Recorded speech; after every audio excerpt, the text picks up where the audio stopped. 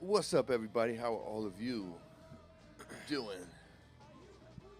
And we have Mr. Ryan Bartholomew from Doja Pack, the CEO and founder. What's going on, my guy? I'm good, man. Appreciate you having me. Yeah, absolutely, man. Absolutely. Good to be here, man. Good to fucking be here. Can we curse? I told Okay, myself cool. I wasn't Cool, gonna cool. smoke, but let me just finish this. Yeah, you do your We'll thing. kick into professional mode. Yeah, do your thing. You need a minute?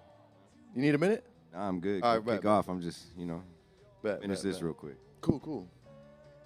So, what's new, kid? Barcelona, like the '92 Dream Team. Yeah, bro. There's a lot to talk about, in particularly a lot to talk about Barcelona, for sure. For sure. Fresh off. A lot of people here fresh off the plane, man. My boy Tom from Leaf Mag, he said he landed and drove straight here.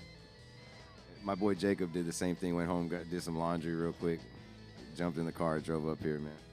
Yeah, It's real hustle. That's the real hustle. Yeah. If you're not globe trotting and still making it to Hall of Flowers, then That's crazy. I was about to say shout out to all the road warriors that made it, but we talking about globe trotting. Yeah, this was worldwide, wide. Yeah, hell yeah. Yeah, so I too am fresh off of the Spanibus tour.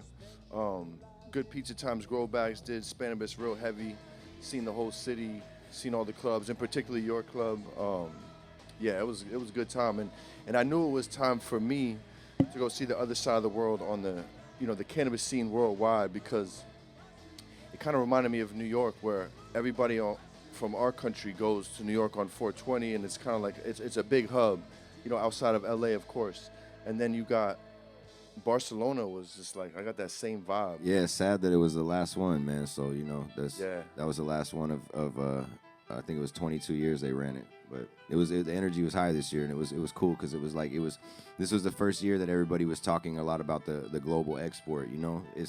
Previously it's been like more of a seed event, people going to coffee shops and local social clubs and stuff, but the export rhetoric was really frequent this year. You know what I'm saying? Yeah. We're gonna definitely dive into that, and you have some special stories about how that unfolded in your journey, which we'll tap back in later on. But we're gonna kick it off with let's talk some genetics. I'm very curious on your answer on this one, kid. Let's go. So let's talk about the role of genetic development in scaling a cannabis business, innovation and evolving market, having the strain variety to scale, and building a signature profile. Tell me your thoughts. Man, I on love that question. That's the best question that you could start with. So, I think that in scaling a cannabis brand, that the genetic the genetic development is probably one of the most like least thought about things, as far as like people think about a lot of other things before they actually think about that, and you can see that in the genetic variety that we see that's being grown in the market. So it's kind of like a lot of times when we're thinking on the level of like a California rollout, and like, okay, we want a strain that hits hard in California, you can make that happen, but it's like, is this a strain that's going to be able to be applicable to multiple markets? Do you have enough genetic ownership over this strain that when you go to another market, if that's your goal, are you going to be able to give those guys the cuts that matter? A lot of these people are going to other markets and finding the problem of, okay, we gave these guys our genetics, they already have the same cuts, they don't want to run. A lot of these places, they don't want to run the same thing twice. It doesn't matter if in California, we both share that we both have a candy strain. If they're already growing a candy strain for another brand, they're not going to want to grow a candy strain for you. That's just, they need a little bit more genetic variety. At the end of the day, they have to be able to sell that work. You know what I mean? So I think that genetic development is the base of like the most probably important thing that we can do in this industry right now, to kind of like hedge ourselves against the external factors. You know what I mean? Because we can't control like MSO involvement, we can't control like the takeovers that are going on, but what we can control is our relevancy through this this foundation that is genetic expression. We have people that travel all over the world to come to California to try, what could be arguably considered the best cannabis flavor profiles in the world. And this is what you said about the flavor development is like, to be able to have a genetic that brings people in as a destination to your, to purchase, flower from your company. that's an investment, and it just takes a long time to reach that level. It starts by being known for good flour, but it gets to a point where you have to be known for good varieties too. And Absolutely. you know, Do you, off the top of your head, do you know any varieties that come to your mind that work in all markets I mean, from your experience? I think permanent marker is done really well in most markets. That's a pretty solid performer as far as people like it in the East, in the West, everywhere that Yeah. we've put it out, it's done well. It was the number one selling strain in Florida last year, and that no was shit. under our name. Nice. And who are you working with to develop these strains? Like, who are the main breeders you're working with? I know the answer, but maybe somebody else. Yeah, so permanent markers from Seed Junkie. Of course, that was from one of our previous projects, 2022. We were working with him and debuted that strain. But everything we do now is proprietary in-house and is done by individual. Rusty, the Duke of Herb. He's based in Northern California, and he's been a founding a member of our collective and been around since day one, since before the brand, actually. Been around since before Doja. So everything in-house now, and we select with our friends from Preferred Gardens. We select with our guys down in L.A., Global Genetics. I'm doing a pheno hunt constantly. Brian at the Flowery in Florida is popping 120 seeds per cycle. So I'm basically 4 for 4 on our pheno hunts with him as far as pulling out new varieties. And so something that we've been focusing on lately is that I'm doing like regional pheno hunts to be able to bring regional menus of like local flavors that we found in those markets that we can kind of use to target those markets. Because like you said, some strains do work in every market, but sometimes people, have regional taste preferences. So, the ability to be able to have, proprietary genetics being selected and pheno hunted and, artfully selected in these different regions is giving us kind of like a little bit more involvement in the because at the end of the day, some of these people just sign licensing deals, try to get a check, and that's it.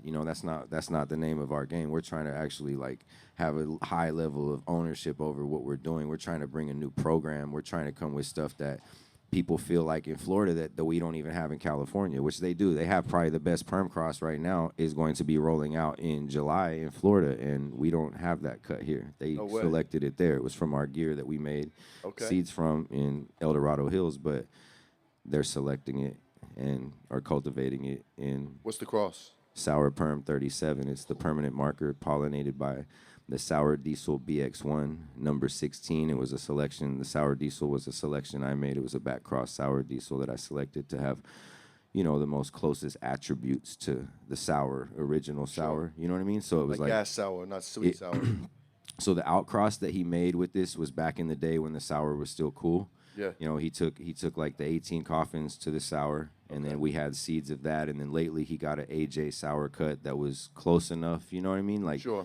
And so he hit it with that male, and we made the seeds, and then that was something that we pheno hunted with Joey at Global Genetics. The number 16 of that was the one that looked the most, smelled the most, and tasted the most like what we remembered.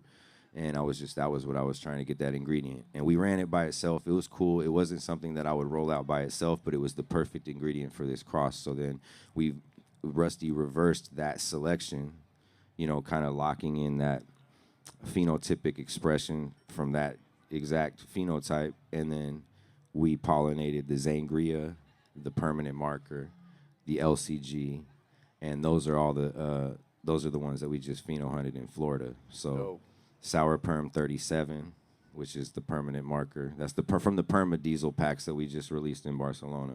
Fire. Yeah. So that's we release seeds of everything too, man. We're trying to let other people could go buy, these are feminized seeds. So like you can go buy these seeds and pop the seeds and find the exact same quality phenotypes we have. You just got to put in the numbers. Dope. What would your advice be to a brand that's, in a situation or creeping up on a situation like you, you have your genetics at said facilities. You are responsible for grabbing those genetics so they don't get given out, hoard out, whatever you want to call it. How do you lock that in, bro, without letting any of them get out? Well, I mean, I think that you got to go closest to single source as possible. So, eventually you need to be fully integrated, and these should be our goals. I mean, a lot of people have along the way have told me that, a lot of people have asserted their opinion on how it doesn't, you don't need to own production, whatever, this, that. But at the end of the day, you really kind of do need to own your own production. So that's one part to kind of like combat against that. But additionally to that, it's just about relationships, man. I got relationships with guys like Dave from Preferred that I just know he's not going to he doesn't rock like that. Like, dude has enough pride. He won't even like respectfully, dude's not even rocking any of the strains we're pheno hunting together. Like, he's doing his own breeding projects and only rolling out Yep. his own strains that he bred in house. Yep. You get what Shout I'm out to saying? So Preferred, that's yep. like that's how we're all supposed to be doing it. You know what I mean? And like and shout out to the homies that don't have the time and space to do that yet. Like that give me action and shit. Like Dog and them. Like, we're coming hard with that too. And I'm trying to kick back to them. That's my whole goal, is to be able to give back to people. That's why we sell seeds of all this shit. Like obviously we want to be successful, but you want to be able to leave a legacy means you gave back to the community in some kind of way. You know what I'm saying? doubt. So Solid. seed productions, giving opportunities to up and coming people that especially in these new markets where we were at, like in Europe, like they don't just have access to these cuts like these, like our boys like Life Sauce can go get this cut. Like, they can't go get that cut. They're in Europe. They have No to doubt. fucking pop seeds, or somebody's gonna sell them a cut and say it's this and it's fake. So it's cool to be able to have verified shit. They see it in action in the U.S., notably in California. We're rolling out Marks a lot right now. We have it it's hitting the indoor batches are hitting next week. So Mark Salat, let's talk about that for a second, bro. That was probably the best mixed light pack I've ever smoked in my life. yeah, so we rolled the mix light. Goddamn. We rolled the full spectrum batch out already in the California rec market. Tight. But I got the new, and shout out to my boy Dave for growing full spectrum mixed light work that comes out like indoor. You know what I'm saying? But That's a fact. we were rolling out the indoor batch, and so Mark's a Lot is another in-house proprietary blend that we made in-house, and it's the white taffy hit with permanent marker pollen. Nice. So basically, it was a reversal of the perm. So the permanent marker was the donor. So normally the donor is going to carry on the more stronger traits, but I kind of selected away from the perm with the number 8 because we have a lot of like very, first of all, we still run perm, which we're retiring soon, but we, at this point it's still a classic. So I can't just like get rid of it yet. So I didn't want to just have like all these profiles that were the same. So we selected something with the number 8 that gave us a little bit more genetic variety in our menu, and it's something that's different from everything else. It's kind of this like new profile, man. It kind of has a super, unique linger. The taste is very Yeah, for sure. mouth stain. She's a keeper. So, Sure. as a California brand of cannabis, right, what can we do to uphold the reputation for having the best in the world? Once again, man, it comes down to genetics. I mean, like, really, like, this is a game of genetics. At this point, we've proven concept that people can grow weed at the same quality all over the world. Like, Cali weed as a concept is cool, but it's like, that's where the culture started, and I respect that, and that's where we're based out of. But my Michigan batches are just as good as the Cali batches.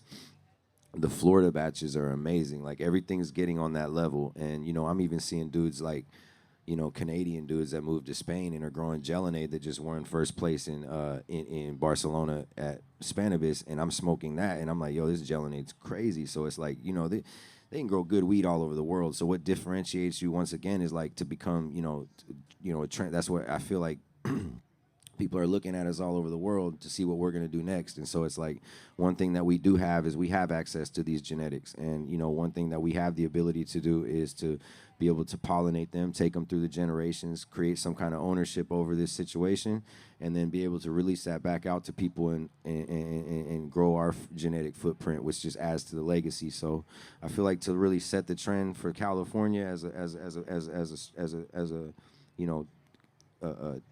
market where things originate and where people kind of like follow suit, I think that culture, is strongest here, and I think that the most innovative thing that we can do is come with like unique varieties, man. Like this peach tree I'm smoking right now. It's just like this is something that's unlike anything that I've ever smoked in my life. And so be able to carry that profile along, and we're already doing the breeds with it, breeding with it. So it's like, you know, all the crosses of it are going to be coming out soon. So to be able to like give people the option to be able to pop those seeds too and find what we found, and you know what I'm saying? It's like, that's what it is. Is California got to carry the torch by like really putting out that work right now. It's not just about being a brand. It's not just about being like, you got to be like doing something with the plant, you know? And it's like, if that's not the goal, then it's just for money. And if it's just for money, it's going to be hard to compete with all the big money. You know what I'm saying? If we're going to play the money game, it's going to be hard to compete. If you make them play on our field, it's going to be hard for them to compete, straight up. And it's like, so that's where I'm at with it. You got to play on my field now. I'm coming with all new genetics. I'm coming, everything's in-house. We're going to be single source. We're going to step the bar up so high that it's going to be really hard for these MSOs to touch that with money alone. You're going to have finished products expertise. That's what we have. Yeah. And we have that from years and years of doing this shit. We've already lost it. As much money as they put in, I probably already lost that doing this shit on my own. No doubt. You know what I'm saying? That's a good segue into my next one. You walked me right into that, my friend. Why finished product expertise is more important than investment money? Real quality curation. Wow, that was a good question. So I think that, like, at the end of the day, like, you know, you can come with like a prospectus, you know what I'm saying? You can like have ideas of what you're going to do when you get in the game with this investment money, but it's like, unless you have real operators, like a lot of these guys that are sitting out here right now, it's like, it's going to be hard to really conceptualize that. So, you know, it comes down to like being able to grow a product that you can, you know, growing a product and growing a product that you can sell for a high value is a totally different scenario. You understand what I'm saying? So you can look at this from a numbers game and just be like, okay, well, we have this many lights, such and such. We should hit this kind of yield, such and such. We can get this price for a pound because that's the going rate of this commodity, such and such. Boom. Wait till it all hits the shelves and no one's buying it. Now what? Now you have all this shit, but wait, it doesn't stop. Your plants are still growing. You know what I mean? You understand what I'm saying? So it just starts to add up, and then that's why you hear the bottom dropping out of cannabis, because you have a lot of these guys that put in big money. They can't sell their product. Next thing you know, they're finding that bottom dollar where they can produce the most and they can sell it for the price that's closest, you know what I mean, where they're making just enough margin to survive, and now they just ran the price of that level of cannabis down to the lowest it's ever been. You know, and that's where we're at right now. But it's like, how do you compete against that?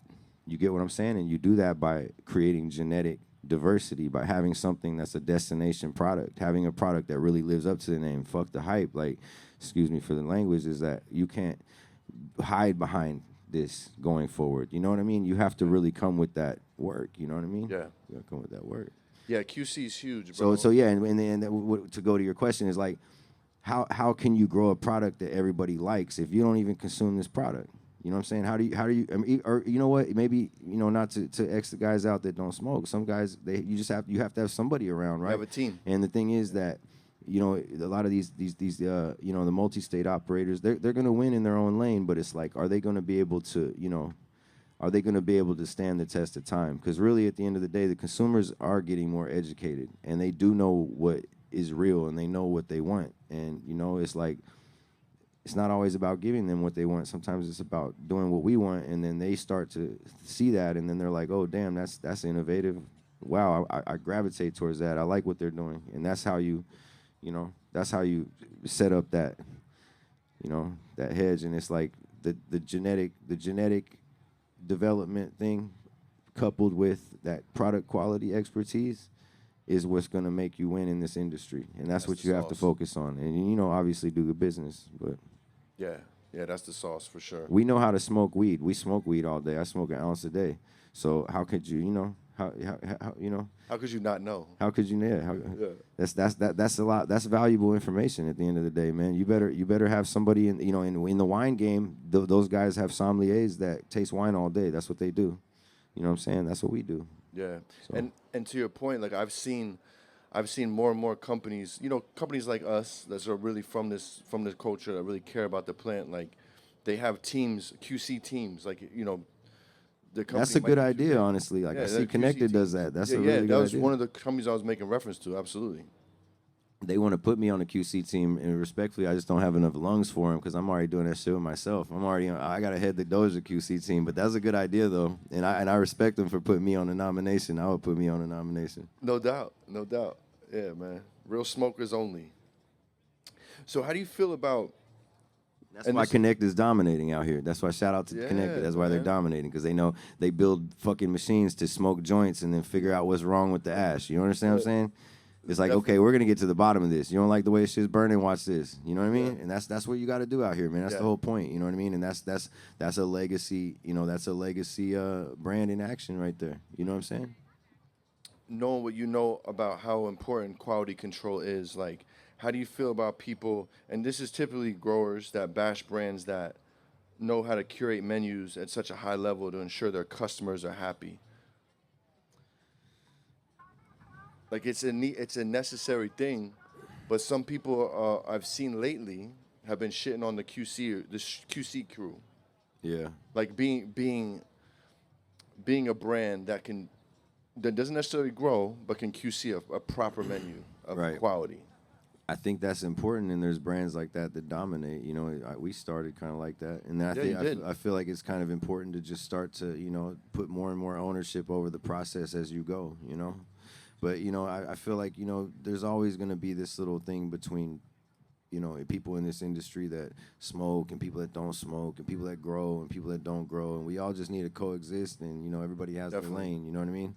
Like, I deal with a lot of my partners that I deal with in Doja. They don't smoke, and I don't want them to smoke, because if they smoke, then they're not going to be doing what they need to be doing, because they're doing some shit at a high level that they probably need their full capacity. You know what I'm saying? Yeah. At the end of the day, you don't want to work with me if I'm not smoking. What are we going to be doing then? You know what I mean? Right. Like, then I'm just going to be standing there, because that's what I do normally. So you understand what I'm saying? You gotta have, everybody has their role, man. And it's like, you gotta understand this shit from a product. We are consumers first. Doja is a consumer brand. We're a consumer-owned brand. But at the same time, you gotta have the right kind of people on the team too. So And that was the answer I was looking for, because the most successful squads, teams, whatever, they have the master grower that's crushing it. Sorry, I didn't mean to use that name. That name's kind of funny.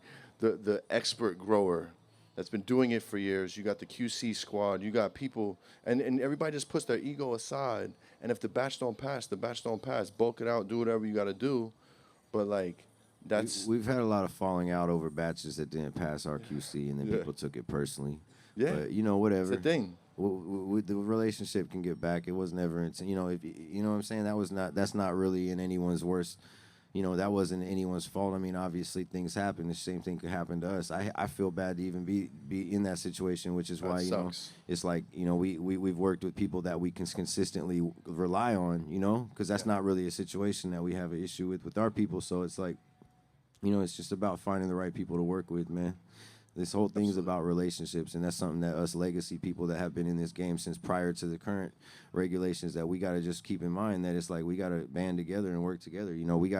We got big money that's out here that's competing on a different level, and the only way that we're going to be able to compete with that is to be able to stick together.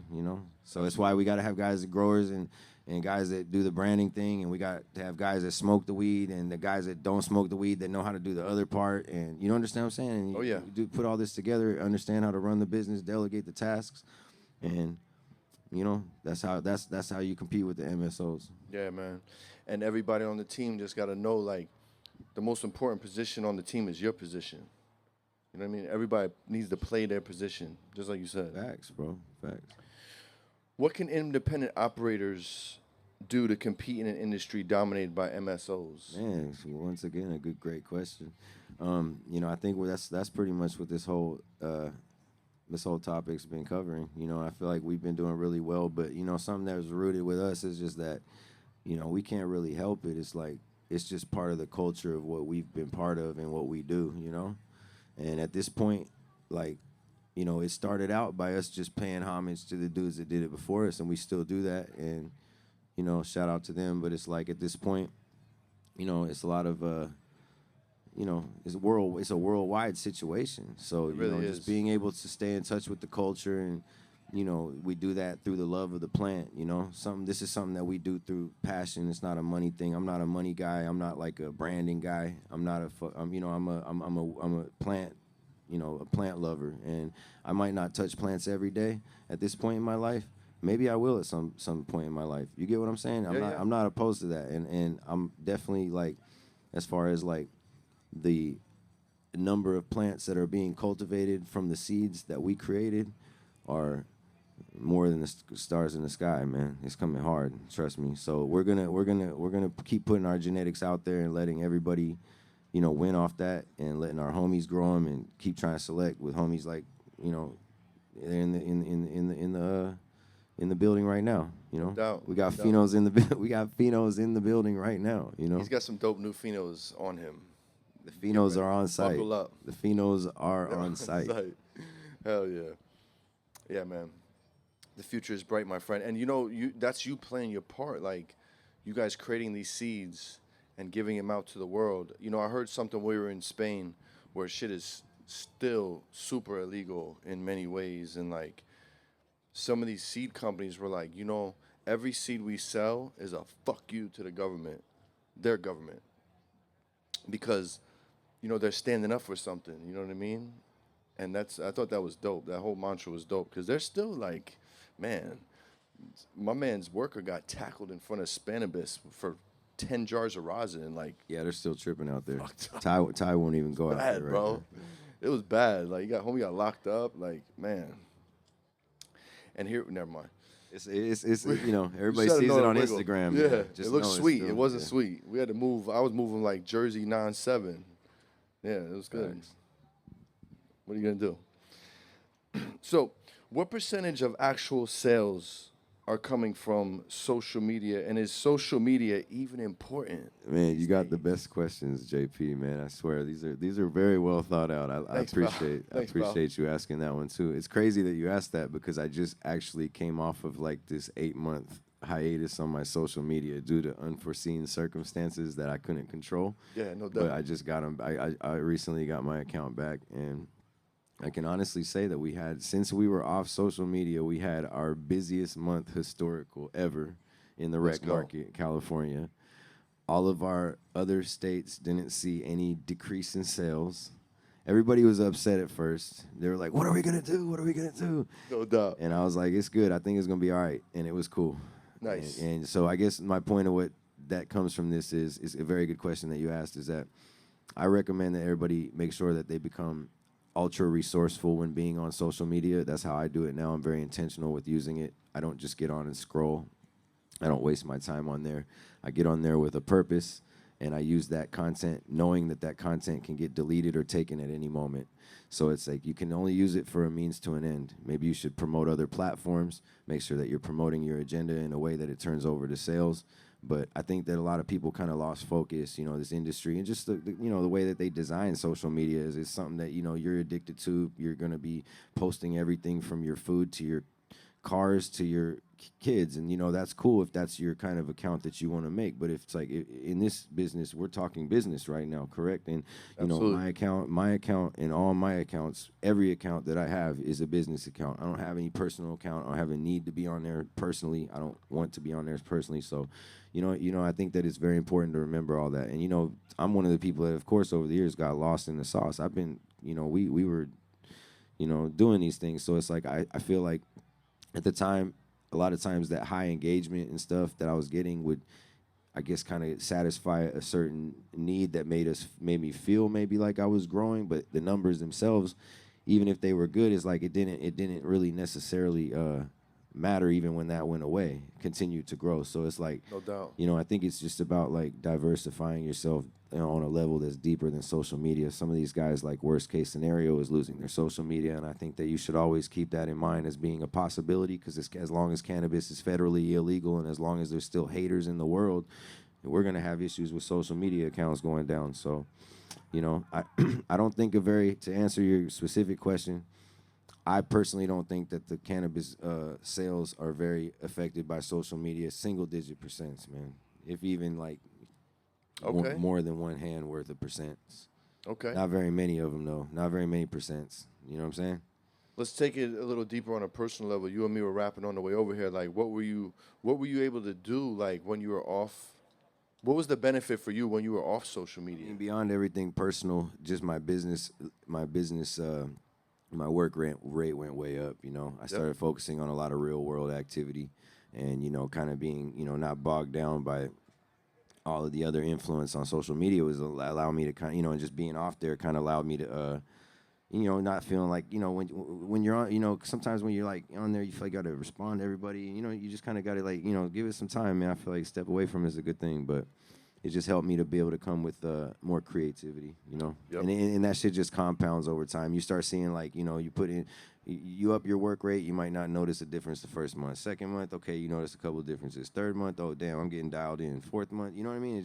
It keeps compounding, and you just gotta like ride off that traction. And I'm just at a place now where I felt like I'm, very focused. I understand exactly what I want for the brand right now. I understand exactly how I need to, to execute that. And I've never been like that my whole life. So Nice. killer. That was supposed to happen, my friend.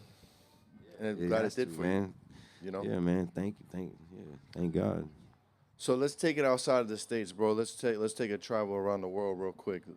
First of all, how did you start Doja BCN? Like, how did that all come together? Like, Well, I mean, how do you put Barcelona the is piece together? is a beautiful city to me, man. I love it out there, and I just feel like it was something that like it was to me. You know what? One of the reasons it was too, JP, is like we could have gone to Amsterdam first, and that's a legendary spot. No doubt. But it was like Barcelona kind of has a neutral ground feeling to it. A lot of people come there from all over. It's like Amsterdam's the same way as a lot of tourism, but Barcelona is like a hub that people come from all over Europe, UK, Ireland, Germany, Switzerland. Most people aren't local, so it's like they're coming in from other places, and so it was kind of like a good place, kind of like it's kind of like California. People from the States come visit here to get a little taste of the cannabis culture and to link up, and you know what I mean, do that kind of thing. So I just felt like it was a good location, not only geographically but just culturally. So I how did it come about? It just like we were going out there more often than not, and I like lost my passport one time, and I got stuck in Barcelona for like 3 weeks, and I was just like, fuck it, I'm gonna make some shit happen. You know what I mean? Damn, that happened over you losing your passport, just staying. Oh wow, Kind of, yeah. That's crazy. Yeah, so I like turned up. I actually, because of that 3 weeks, I had Kieran got on salary with me, and he's been like really running it up since. Now he's partnering in our European project, and then we opened the Doja BCN store, which is another affiliation that I do partnerships with my guys out there on that. So they already had a couple clubs in town. It was only inevitable. You know what I mean? They were like, yo, let's run it up. We know how to do this. I was like, cool. So we actually have ownership over that. It's not just a licensing deal. That's an actual Doja operation. Yeah, and a nice operation. If you ever go, you gotta check it out. It's fire. Super player, very nice, good staff, good vibes. And shout out to Kieran, man. Like that dude's a very capable dude. I see why you're working with him. I got to meet him. I've heard a lot about him. Man. He's a real one. Yeah, you gotta have like, it's very important to have the right team, and that's why. Something about me, I've always been able to cultivate organic relationships, and I think that just becomes from like this love of the plant. Everybody. No doubt. That's something we find in common with each other. So. And that's bugged out. When you go across the world, you really do see that common denominator of the plant that all brings us together. Energy was real, right? It's so real, bro. And I'm meeting all these people that I kind of knew that you were partnered up with and kind of knew the story. And I'm like, seeing how solid they are and how hospitable. Yeah, it's cool to get all the international figures of cannabis in one spot. And that's what it felt like. That's what it felt like. That's good networking right there. Yeah, if you're in the game and you've only been in the U.S., you're doing yourself a disservice by not going overseas and seeing how big this really is, bro. Like, it messed me up, bro. And once you stretch your thinking, you can never go back. You know what I mean? So that's what it did for me. It stretched my thinking and showed me what was possible, and now I know what to do to get the pizza over there. You know what I'm saying? And like the thing is, like, I guess, being that we're at Hall of Flowers and this is something that we're in the California marketplace, it's like, how does all this pertain to the California market? And I guess the way I would see that is that, enable to, as we're looking forward into the future, obviously brands have different goals. You know what I mean? Some people may want to focus most of their energy on a California expansion. Some people might be diversifying their operation a little bit more like we are. The truth is, right now in California, the market it's not the best that it's ever been, And No, sir. It's a hard time right now for everybody, even people like us. So, as you grow, sometimes the vision's going to be bigger than one market can handle. So, if I was if I was only in California right now, we wouldn't have enough resources to grow at the rate that we need to grow, and it would be, putting us in a box. So I guess one of the reasons why, how does this pertain to California? Well, it gives our company the resources needed to be able to get to the next level, to be able to get single source cultivation, to be able to pull our genetics from other places and bring them back home, and select and breed the next generations of those genetics, and continue this genetic IP development that we're doing to be able to differentiate ourselves from the other people in this game. And that all starts here. So, California is always should be known as like, this is the spearhead of the movement. This is the most, most important work goes on here. It's like, if the world is this restaurant, then this is the kitchen. And this is the most important part of the restaurant. So, it's like what we do in our flagship California operation is what we're mirroring in every market. So the SOPs get created here. Absolutely. You understand what I'm saying? Like the quality standards, the design, the vision comes from California. You know what I mean? Absolutely. Absolutely. So being that it was my first trip out there, and I know what that did for me, right? I'm curious, like, how did your world change in terms of like cannabis knowledge, worldwide vision, and ultimately the opportunities when you started traveling the world and seeing these other cannabis markets? Like, what did that do to you? I mean, it gave me a broader perspective of everything. I realized that there's, this shit's just the beginning of something that's going to be, someday it's going to be worldwide. I mean, it's coming. It's inevitable. I mean, it's kind of like how everything else is, alcohol. Everything else is. It'll get to that point, Absolutely. So it's just like we're at an exciting time. So it's cool to see it. It's changed my perspective in the ways of like I feel like it's given me hope. Sometimes being bogged down by the, the obstacles of the California market can be kind of stressful. If I kept my mind, I really got a lot of respect for my guy Jacob, because he's taking these hits all day and just keep moving forward. But it's like he has to deal with a lot, man. These stores ask for a lot. These buyers out here, all these people walking around, they ask for a lot, man. They want a lot of samples. They want a lot of promotion. Promotion. They want a lot of to make them sell their weed. So it's like, cool, we'll play that game too, but if you're just letting that bog you down all day, it's hard to be creative. So it was cool to be, that's why I diversify, look outside the box. I bring those skills back here, try to level our operation up in California, and then let that all go from the inside out. Yeah, I feel it, bro. You certainly do. You got a good team, man. So tell me about the GMP movement and the channels that you have in place with CP Medical to take your brand worldwide. Yeah, so we just it's very complicated, but I can kind of like sum it up. No doubt. It's like it's really complicated, all the way down to like you have to have your jars approved by every country that you go to, and you know what I mean. But sure, there's a lot of shit you got to do. Obviously, I'm working with a very competent team to make things happen. The update right now is basically we have a facility in Thailand that we've been working with for a little bit over a year and a half. They have our genetics out there. They're growing. It's a friend of mine that is overseeing the production that I used to work with in California. And basically, we worked with them for over a year and a half before we started branding the work that they were doing, obviously. So it takes, the R&D process is long and hard, as it always is. We held the same stringent, like, standards of what we do to that too, and the product got to where we were comfortable putting it out. We just did our first export last Saturday. The product went live in Australia, so we exported GMP medical legally from Thailand to Australia.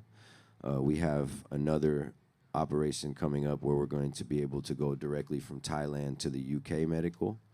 And as we're speaking, my friends are actually, looking at the facilities in Portugal, because we have one we're working with already, but we're looking for a secondary situation to try to set up Portugal as a hub to be able to serve all of the European Union and, surrounding region with medical, with the fastest turnaround rate. So Portugal will have a much faster rate of importation than Thailand, with the GMP conversions that we have to do coming from Thailand. Basically, everything in Portugal is ready to go.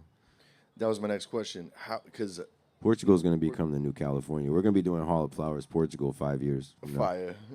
That was my next question because we're QC freaks. You know, nobody wants old weed. We're always stressing on how quickly can we get this finished flower into the package, COA to the customer. So there's going to be a What's little the learning timeline, curve. bro? There's going to be a little learning curve, man. Right now, it's been like, so the weed that we just dropped was like probably about 3 weeks old, which, you know, sometimes out here we, you know, like to be well into the process already of selling it through. But, you know, I just felt like at some point somebody's got to be experimental. You know what I'm saying? Like, I'm willing to give up a little bit of, you know, we're steering the ship. So even if we hit a rock or something, we're gonna be all right. I'll steer it back. You know, we just got to figure this out. Somebody's got to figure it out. I'm not gonna miss on this because it's gonna take 3 weeks to get to market. You know what I mean? Like we're gonna figure it out though. But as with that being said, you know, it's the pressure's on from me specifically onto all these people to figure out the most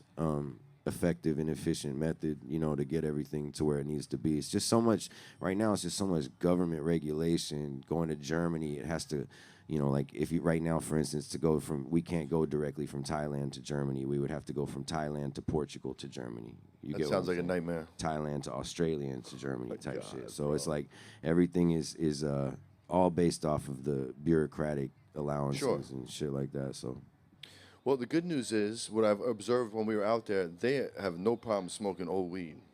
They have no problem. They're used to old weed. Bro. I mean, that's pretty much what they get. So it's like, you know, I hate to put it like that, but it's like, you know, with that being said, our standards, I was looking at the product that we dropped, and it was still living, man. It was nice. So, you know, it's just because we, you know, those processes, you know, as long as we have good SOPs on handling and all that, plus the packaging is up to standard, you know, then I feel like everything should work. We're using a nice Myron jar out there, so it's like a nice glass medical jar with a good seal gasket and everything. So, you know, so different precautions and, you know, different steps we can take to try to perfect the process like we always do. And we'll stay innovative and it's a linear situation. It's not going to be like it just, we get it day one, but we'll get it eventually. You know? Yeah, and let's talk a little bit about what you manifested at your club and the lucky step in your club. Yeah, so that was the Australia deal, right? So Hit him with that story. That was crazy.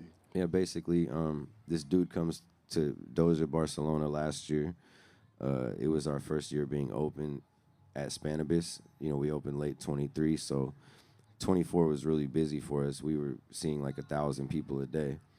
And so there was lines all day. It was super overwhelming. Everybody wanted to talk and take pictures. And this dude came in, and he was kind of standing around in a suit, and he was standing on this step. It's like the third step down. And I saw him, and he told me like, hey, when you get a moment, let me have a word with you. And since he had a suit on, I was like, you know, I felt like he could put enough effort in. You know, I noticed those kind of things, and I'm like, even though he has a suit, you know, and I don't really always identify with people wearing suits, I was like, cool, I'm going to try to give this guy a time of day. So I ended up hearing him out. He was talking about the GMP thing. It was kind of, at the time, it was a little over my head, but I knew a little bit about it, and I knew we were already working on the thing in Thailand. So I just kind of heard him out, but then I, you know, respectfully just told him, like, hey, well, that's cool, but we need to figure out the supply chain first. And you fast forward to 6 months later when we started to, you know, work through the things with CP in Thailand. He told me, like, hey, we got to take a Zoom call with this guy that we're going to be partnering with to do all of our distribution. He understands the GMP thing, and he's, you know, a really good partner for us to have. We go live in the Zoom meeting, and it was that dude, right, from the steps. And I was like, damn, that's the dude with the suit, right? Yeah. And so he, you know, ended up becoming part of this. We partnered up with him. We incorporated and everything. And then the other day, that day he came in the first time was Saturday night of Spanibus 2024.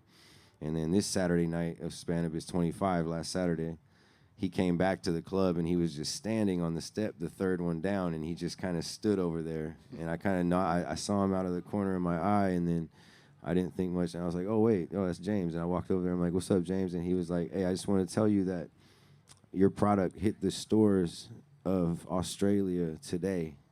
on the Saturday Night Hispanibus 2025. Crazy. Exactly a year later from me standing on these steps, and I respect that kind of thing because he told me that night that his goal in life was to work with me, and he made that happen, man. So A lot of beautiful to see. manifestation. Shout out to Australia. Shout out to Yeah. all the beautiful people of the UK and Australia and Switzerland, Poland.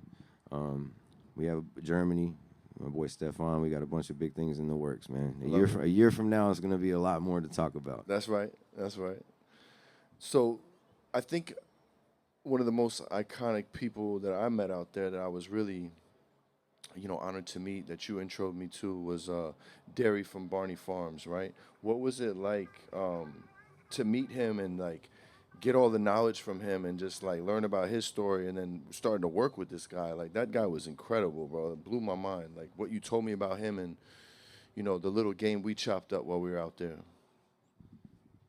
I mean, it's cool to see a lot of the European legends, guys like him and Aryan and Sensi Seeds and dudes that have been around since we were like, me and you are '80s babies, even since Yep. we were kids, So when I first met Barney's Farm, Derry, the owner of Barney's Farms, I knew a little bit about him, but I didn't know his full background, And Same. after just like, after like spending some hours with him and everything and just understanding everything the man's done, it's just insane, man. And it's like it's beautiful to have people like that are like mentors. He's got kids that are older than me, so he's kind of like pops. He's looking out for me too. So he's been helping me understand the game, from a seed level. There's a whole future to this that doesn't involve having to have, the living plants all day, and that's him. He's creating seeds and making millions doing it, and creating a worldwide legacy. And so it's really cool to link with guys like him. You know, all of the European legends, man. Those guys seem to be, they seem to be at a more broader understanding than us already, just because they kind of started at a different era and had to go to southern India and Thailand, Burma, and all this to even get these landrace genetics to be able to create the stuff that they created in the Netherlands back in the 80s and 90s. So it's like, man, it's just it was the preemptive era of what we do now. So it was cool to just really get in touch with that level of origins. You know what I mean? Like pre Humboldt origins. You know what I'm saying? Yeah. I mean, we came up in the trapping era. They were the smugglers. Right. You know what I'm saying? Like, right. Yeah, a whole nother level. When it was super illegal. Yeah, man. Before we dip up out of here, what advice would you give an up and coming brand in the industry? What's my main focus on my next move? Maybe that's somebody that's, a couple steps behind you or just getting started. They got big dreams and aspirations. What's the next move?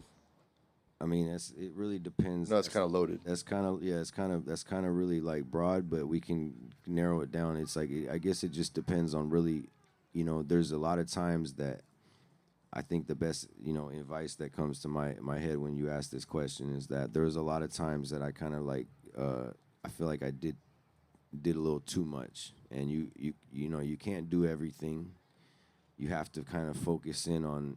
I mean, like even Warren Buffett says, make a list of the top 5, top 10 things you're supposed to be doing, and then mark everything off the list except the top one or something. I don't know what he says. I can't quote Warren Buffett, but he says something like that, and it's like that's really what you need to be doing, man. It's like dial in on a couple things that you feel like, as it looks like I'm doing a lot, I'm really not doing a lot. I'm still doing it minimal as I can, and trying to make everything work. And it's like my routine has been able to allow me to get to this level, but it started by not doing that much and not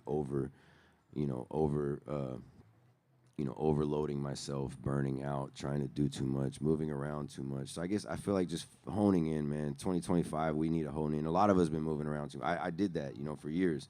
And I feel like now that I haven't been for the last 8, 9, 10 months of my life, I've seen progress in that time that's exponential of what I was seeing when I was moving around. But then again, there's time and place. You had to move around to get that progress in the first place. So just knowing when to take it to the next level, change seasons in life. Just because it's something that worked yesterday doesn't mean it's going to work tomorrow. And you always just have to always be like understanding that you have to constantly change your cycle up. You know, there's people that stay on the same consistent path, but I've been somebody that stayed very fluid. I think his fluidity is very important with the end goal in mind. You know what I mean? You have to have a solid goal. You have to have a solid roadmap, and you have to be able to roll with the punches. You know. Well said, my friend. Good stuff, bro. Well, is there anything you want to plug before we get up out of here? Anything they need to know outside of all the jewels you just dropped? I mean, I think we covered everything. Beautiful. You know.